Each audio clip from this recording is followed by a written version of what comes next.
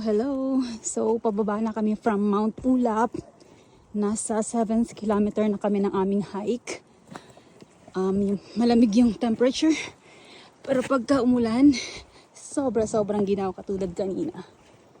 So, I think, kailangan kong, dito pala.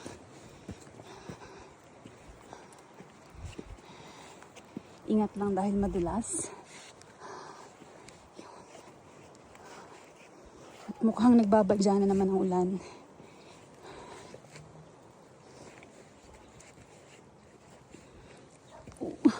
Plus, 4x4. Both hands, both feet, supposedly.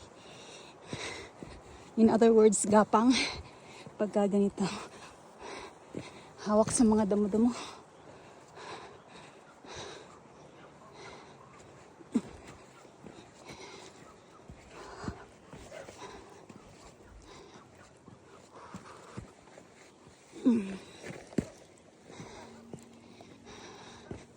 Kailangan ng sobrang ingat dahil bangin.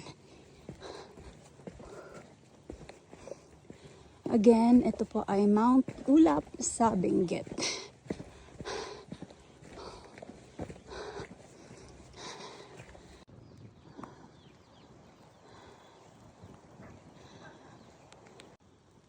Time check, almost 4 p.m.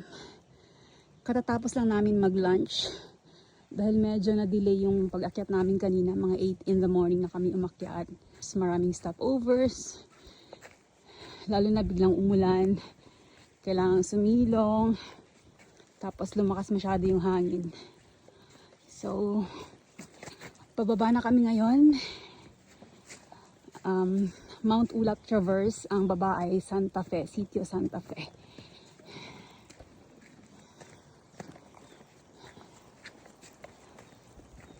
So, para sa akin, tong hike na to, out of 10, siguro yung difficulty level niya is mga nasa, siguro kung okay naman yung weather, nasa 3. Pero pagka malakas ang ulan, medyo 5. Mas challenging siya. Pero still, kailangan mo pa rin mag-prepare bago ka umakyat.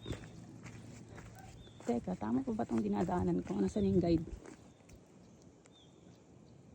Tama pa po ba ako? Okay pa po? Dire-diretso lang? So, sa ganitong mga hike,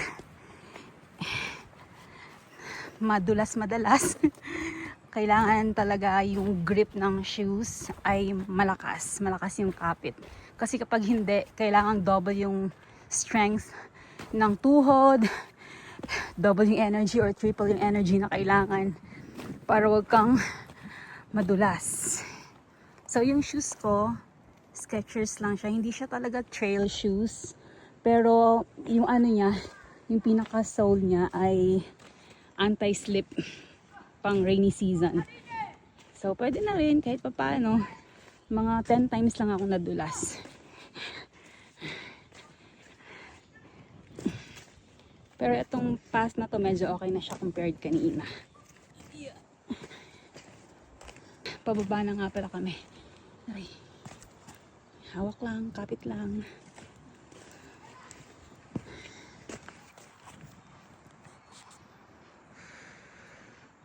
Wait. Sino na pag mga next? Ganyan sila.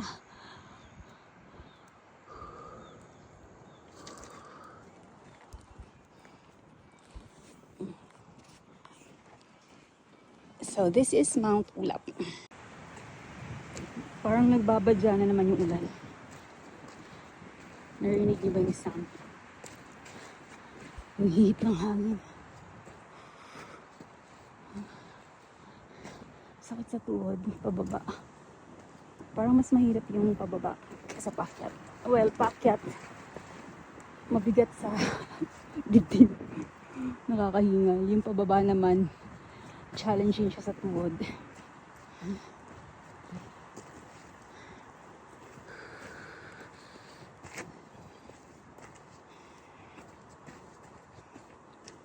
Medyo iba yung view dito kaysa ng paakyat.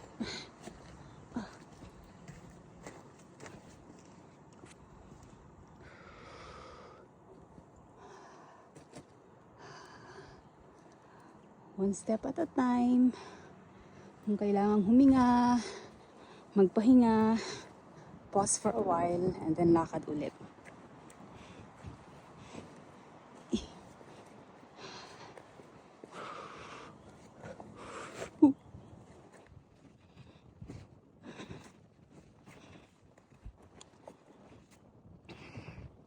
Marami akong kasama.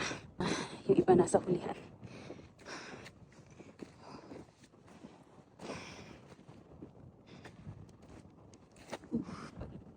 Bangin. Bangin, bangin, bangin. Bangin sa left, bangin sa right.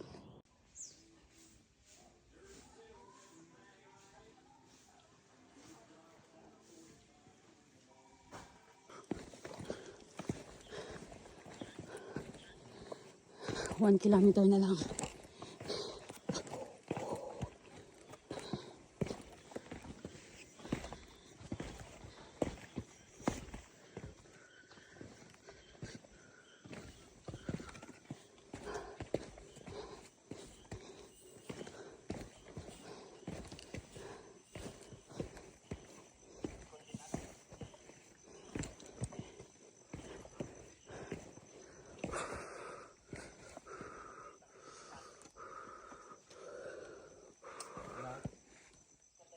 Lalim pa.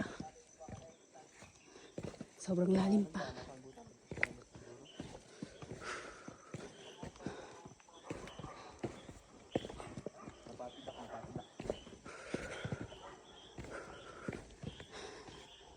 May mga kabayan na.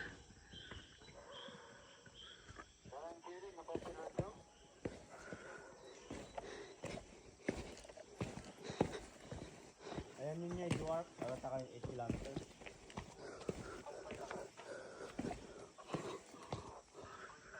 Ang bira. Ang lalim pa.